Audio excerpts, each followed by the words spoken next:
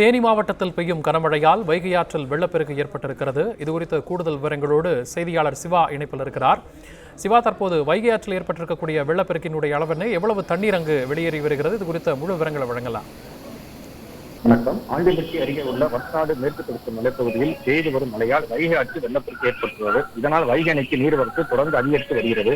தேனி மாவட்டம் முழுவதும் நேற்று மாலை முதல் தொடர் கனமழை பெய்து வருகிறது. இதனால் குறிப்பிட்ட பார்த்தோம்னா வைகை ஆற்று நீர்பிடிப்பு பகுதியான வெள்ளிமலை, மேகமலை, அரசரடி, பொம்மராஜபுரம், கடமலைக்குண்டு, வருசநாடு உள்ளிட்ட பகுதிகளில் நேற்று மாலை 3 மணியிலிருந்து தொடர்ந்து கனமழை பெய்து வருகிறது.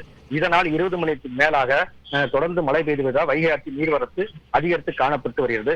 மேலும் நீர்பிடிப்பு பகுதியில் மேற்கு தொடர்ச்சி மலைப்பகுதியில் தற்போது மழை தொடர்ந்து பெய்து வருவதால் ஆற்றில் வெள்ளப்பெருக்கு அதிகரித்து வருது. தற்போது வைகை அணை பகுதியில 16,800 கனஅடி தண்ணீர் வந்து கொண்டிருக்கிறது. தற்போது வைகை அணையின் நீர்மட்டம் 66.7 அடியாக உயர்ந்துள்ளது. இதே நிலை நீடித்தால் தற்போது இன்று இரவுக்குள் வைகை அணையின் கொள்ளளவான 70 அடியை எட்டும் என பொதுப்பணித்துறை தெரிவித்துள்ளனர்.